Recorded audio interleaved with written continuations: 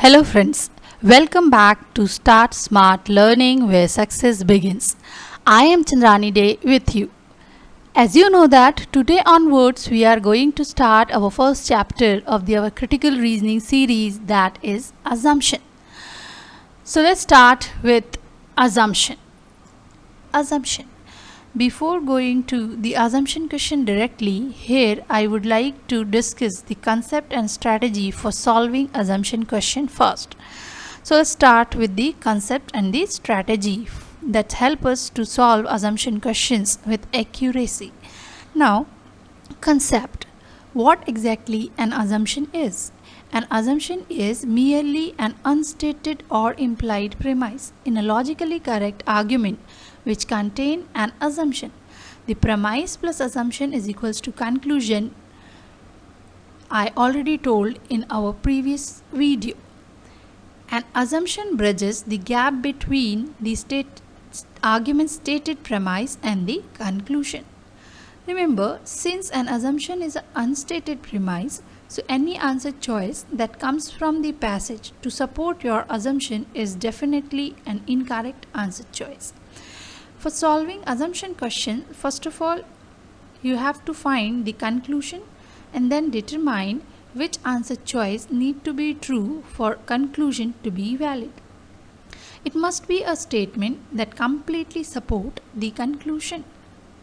For correct answer choice, there will be a supporter or a defender. Supporter helps to link unrelated information presented in the stimulus and fills the logical gap, while defender eliminates the possibilities of weakness and attack to the stimulus or conclusion directly. To understand the supporter and defender types of assumption, let's take an example. Let's suppose we have an argument, that is, rural tourism should be encouraged in rural area. Our first assumption, yes, this would help to solve the problem of unemployment to some extent. Our second assumption, no, all rural peoples are not creative. In our first assumption, yes, this would help to solve the problem of unemployment to some extent is basically a supporter kind of assumption. To solve the problem of unemployment to some extent is unrelated information presented here that help us to fill the logical gap why we should encourage rural tourism in the rural area. Now, our second assumption, no, all rural peoples are not creative, definitely eliminate the possibilities of weakness. That means this is an implicit assumption, and it directly attacked to the conclusion that rural tourism is not possible in rural area because all rural peoples are not creative. So this is supporter and defender kind of answer choices. Now, strategy. For solving assumptions question, here our best or the only strategy is negation test. I already told you in my previous video that an argument consists of two elements, conclusion and the premise. Conclusion is basically the main point of the given argument or the assertion of the argument, while premise is the evidence, fact or information stated in the argument. Here, third thing is the assumption. An assumption is unstated fact or underlying facts of the given argument. It helps us to establish unstated link between the argument stated conclusion and the premise. Here one thing you have to remember or note it down is that if you go with the given assumption as it is, then you are going to strengthening the given argument. Or if you go against the given assumption, then you are going to weaken the given argument. Okay? Now, negation test. What exactly the negation test is and how it works for solving assumption question. Let's suppose you have an example that is called argument and 5 answer choice. First of all, you just read the argument carefully. Identify your conclusion and premise stated in the given argument. And then evaluate each answer choice one by one. Let's start with the first option. After reading the first option, you notice that it is neither strengthening the given argument and reverse that option. After reversing or complementing the given assumption, it is not weakening the given argument, so this is not the correct answer. Leave it here and move on to the next option. After reading the next option, it is strengthening the given argument.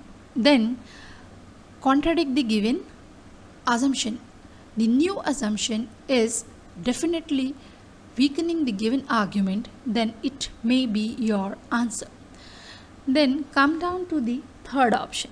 After reading the third option, you find that it is totally out of scope. So leave it here. Move on to the fourth option. After reading the fourth option, you just identify this is not related to the current situation or the circumstances, so rule out the fourth option too. Now you're left with only fifth option. After reading the fifth option directly, it is definitely strengthening the argument. But after contradicting the new assumption is not weakening the given argument, then this is called partially incorrect or partially correct assumption. So here partially incorrect means totally incorrect, so this is not definitely the answer here. So our final answer would be the second option. So this is negation test. Sometimes you find problem with this method, so use alternative method that is called verifying. It doesn't take too much time, it just take couple of time to verify your answer choice. Here you need to select any of the two, at least two option, mentally contradict or reverse that option. Any of the two option which weaken the given argument, then that is the correct answer choice. To understand the negation test very carefully or very clearly, I am going to give you an example. With the help of this example, you understood what negation test and how its work or help us. The example: argument. Apartment building owner urged that rent control should be abolished, although they acknowledge that in short term rent would increase. They urge that the long term effect would be reduced in rents. This is because rent increase would lead to greater profitability. Higher profit would lead to increased apartment construction. Increased apartment construction would then lead to greater supply of the residents, and lower price would result because potential apartment residents would have better selections. Thus, abolishing rent control would ultimately reduce the price. So here, abolishing rent control would ultimately reduce the price is our conclusion here. Premise is increased apartment construction would then lead to greater supply of the residents and low price is our premise here. Now evaluate each options one by one. Current resident of rent control apartment would be able to find new apartment once their rent increase. So here, reaction of the resident of rent control apartment is not stated in the given argument once their rent is increased. So this is irrelevant in the given context. So one is eliminated. Come down to the second one. The fundamental values of any society of the house its citizen. So in our given argument, the social objective or social responsibility of the apartment owner is not the concern area. So this is definitely not our answer. Come down to the third one. Only current apartment owner would be profit significantly from the market deregulation. So here the word market deregulation is totally out of context. So this is not the correct assumption for the given argument. Now fourth one. New apartment construction will generate greater numbers of jobs. So here generate greater number of job is also out of scope, irrelevant kind of the sentence or assumption, so it is rule out. Now fifth one, the increase in the number of apartment available, the increase in the number of apartment available would exceeds the number of new potential apartment residents. Yes, this is definitely strengthen the given argument, because then leads to the greater supply of the residents is our premise. Now complement it. The decrease in the number of apartment available would exceeds the number of new potential apartment residents. Is it possible? Yes, it is going to weakening the given argument. Decreasing the number of apartment, it is decreasing the number of potential residents. So this is definitely going to weaken the given argument. So this is the correct answer of the given argument, because it strengthening. Why after complementing it, it is going to weakening the given argument. So definitely this is your final answer. So this is called the negation test. Okay, now let's start with example questions or the practice. These are our example questions or the practice questions. Here you just go ahead, pause the video, read the argument carefully, check the options and find your correct option, and then restart the video and match your answer with our answer. So let's start with the finding assumptions. Argument: a child's world, a chain of toy store, has relied on a supermarket concept of computerizing inventory control and customer self-service to eliminate the category of sales clerk from its force of employees. It's now planned to employ the same concept in selling children's clothes. This is exactly a kind of analogy. The child worlds apply the supermarket concept with computerized inventory control to eliminate the sales clerk. Same thing they are going to apply for selling children's clothes too. So, what are our conclusion and premise here? The conclusion is it's now planned to employ the same concept for selling children's clothes too. And the premise is relied on supermarket concept with the inventory control, computerized inventory control system, self-service to eliminate the category of sales clerk. This is the basically our premise is. Now evaluate each options. Supermarkets will not be selling children's clothes in the same manner. Here supermarkets, that means all supermarkets will not also be selling children's clothes in the same manner. So we are not talking about all supermarket, we are just specialized in the child's world's market only. So this is not the correct answer. Move on to the second option. Personal service by the sales personnel is required for selling children's clothes successfully. Yes, because we are going to eliminate the sales clerks from its force of employee and self-service plans are going to be start. So personal service by the sales personnel is not required for selling children's clothes successfully. Now negate it.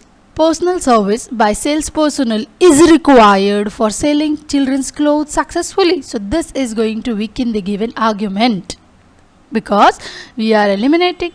Now if you apply the sales personnel for selling the children's clothes, so this is definitely weakening the given argument. So this may be our answer. Third option, the same kind of computers will be used in inventory control for both clothes and toys at the child's world. Here same kind of computer or the configuration of computer is not the concern area. We are talking about only the computerization inventory control system. So kinds of computer is not the relevant fact. Now fourth option, A self-service plan cannot be employed without computerized inventory control. So it is not given in the paragraph that self-service plan or execution of the self-service plan must required a computerized inventory control. We just given that with the help of computerized inventory control, the customer self-service are going to be start, but the mandatory requirement for self-service plan is not stated anywhere in the given argument. So fourth is also eliminated. Now fifth option. Sales clerks are the only employees of the child world who could assign the task related to the inventory control. So here nothing is given about the responsibilities of the sales clerks or the job profile of the sales clerk. So how we can come down to the option, the only employee of the child world who could assign the task related to the inventory control? So this is also out of context. Okay, so this is the 5 answer choice, where second option is definitely the answer, because this option can strengthening the given argument, and after complementing this option it is going to strengthen the given argument. So second is the correct answer. Now move on to the next question. A weapon smuggling incident recently took place in country Y. We all know that Y is a closed society, so Y's government must have know about the weapons. In this argument, Y is a closed society is the evidence, it is our premise. So Y's government must have know about the weapon. That means anything that is happen in the country Y, the government of Y must know everything about the Y, because Y is a closed society. So Y's government must know about everything or weapon is the our conclusion here. Now evaluate options. If a government knows about a particular weapon smuggling incident, it must have intended to use the weapon for its own use. So here the sentence, government must use weapon for its own use, so nothing is given about the usage or the government's intention for the weapon, so this is totally out of scope. Now second option, if a government claims that it know nothing about a particular weapon smuggling incident, it must have know everything about it. So in this option, the first sentence, if a government claims that it nothing know about a particular weapon smuggling incident, so this is contradicting the given argument. And the second part is strengthening the argument, it must have know everything about it, so this is partially incorrect, or partially incorrect means definitely incorrect, so option 2 is also rule out. Then come down to the option 3. If a government does not permit weapons to enter a country, it is a closed society, so permission of the weapons entry is not the concern area, so this is definitely irrelevant of the given argument, so third is also eliminate. Now fourth, if a country is a closed society, its government has a large contingent of armed guard patrolling its border, so nothing is given about the patrolling or the contingent, so leave it this option here.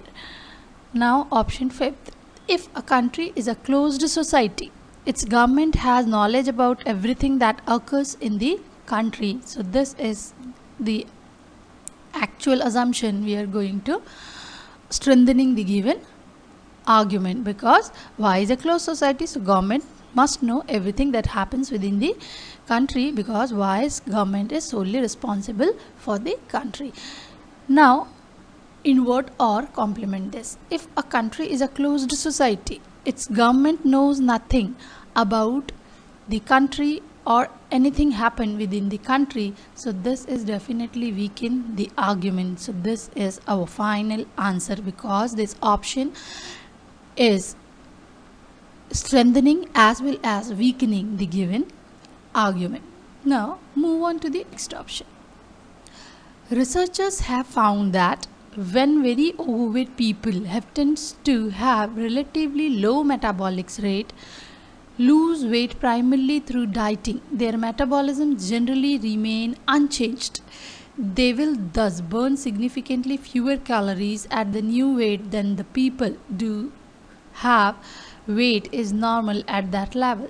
Such newly thin person will therefore ultimately regain weight until their body size again matches their metabolic rate.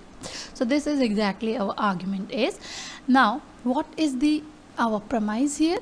Their metabolism generally remain unchanged. Their metabolism generally remain unchanged, so that such newly thin person will therefore ultimately regain weight until their body size again matches their metabolic rate. So our conclusion start with therefore ultimately regaining weight until their body size matches their metabolism rate. So premise is their metabolism generally remain unchanged because such newly thin person will therefore ultimately regain weight until their body size again matches their metabolism rate. Now evaluate each option. Relatively few very overweight people who have dieted down the new weight tends to continue to consume substantially fewer calories than do the people whose normal weight is at that level. So here overweight, very few overweight peoples are basically consume substantially fewer calorie after they are in their new weight than the people who are at a normal weight. This is going to strengthen the argument because their metabolism rate is unchanged, so they definitely consume fewer calories to maintain their body weight. Now contradict it. Relatively very overweight people who have dieted down to their new weight tends to continue to consume substantially higher calories than do the people whose normal weight is at that level. This is going to weaken the given argument. Okay, higher consumption of calorie increases body weight, that is definitely going to weaken the given argument. Now second one, the metabolism of the people who are usually not overweight are much more able to vary than the metabolism of the people who have been very overweight. So this is exactly comparison between the two persons. This is not going to be a correct answer choice, and this is indicating or talking about the not overweight people, normal people. So this is not the concern area over here. So second is eliminated. Now the amount of calories that a person usually burn in a daily is determined more by the amount that is consumed that day by the current weight of the individual. So we are not talking about the burning or consumptions of the calorie. This is totally irrelevant context here, so remove these options too. Now fourth, researchers have not yet determined whether the metabolism rate formerly very overweight individual can be accelerated by the means of chemical agent. So accelerated by the means of chemical agent here is the out of context. Acceleration of the metabolism rate is not the concern area over there, so this is not our answer. Now move on to the fifth option. Because of the constancy of their metabolism rate, people who are at their usual weight normally have as much difficulty gaining weight as they do losing it. So gaining or losing, how much difficulty the person is facing is not the conclusion or the argument's main concern. So this is also irrelevant to the given context. So definitely our final answer is the first one, and this option is definitely strengthening as well as weakening the given argument. Now move on to the next option. Excavation of the Roman city of Sepphoris have uncovered numerous detailed mosaics depicting several weirdly identified animal species, a partridge, and a various Mediterranean fish. Oddly, most of the species represented did not live in the Sepphoris region when the mosaics were created, since identical motifs appear in the mosaics found in other Roman cities. However, the mosaics of Sepphoris were very likely created by the traveling traveling artisans from some other part of the Roman Empire. So this is our argument. Here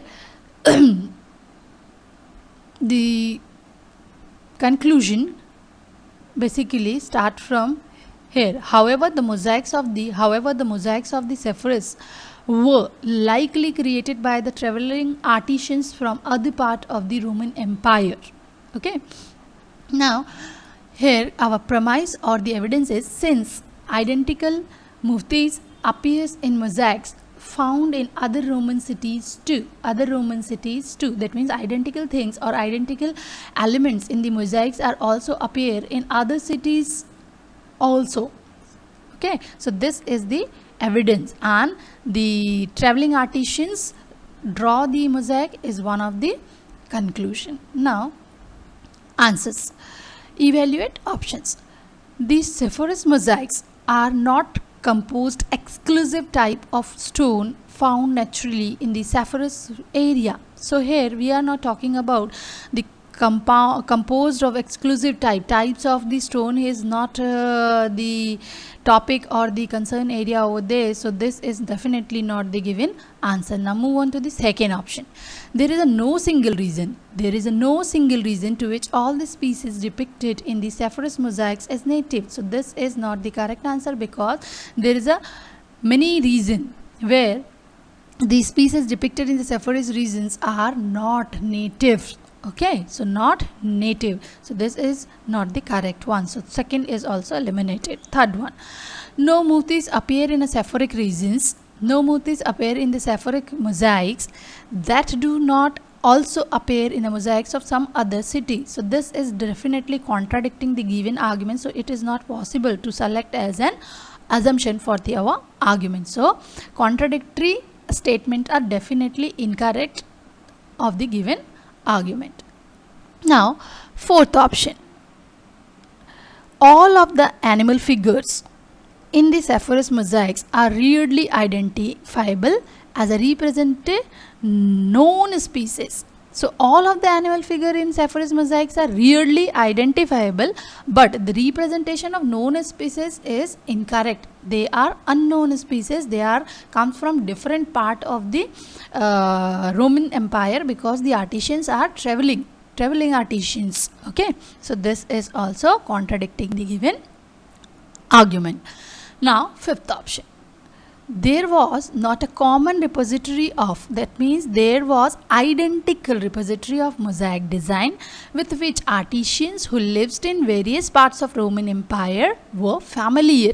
So this is definitely going to strengthen our argument, because the premise is, since identical murtis appear in a mosaic found other cities of the Rome. So this is definitely going to strengthen the given argument. Now, complement it. There was not a identical repository of mosaic design. There was identical repository of mosaic design with which artisans who lived in various parts of Roman Empire were not familiar. So this is definitely weakening, because the identical motifs or mosaic design are familiar with the other artisan, or other artisan from the Roman Empire is strong. So not familiar. So common identical mosaic design is not familiar with other Roman Empire's artisan is definitely going to weaken the given argument. So our final answer would be option 5. Okay, next move on to the next one. So this is our last question. Here, let's start. Argument.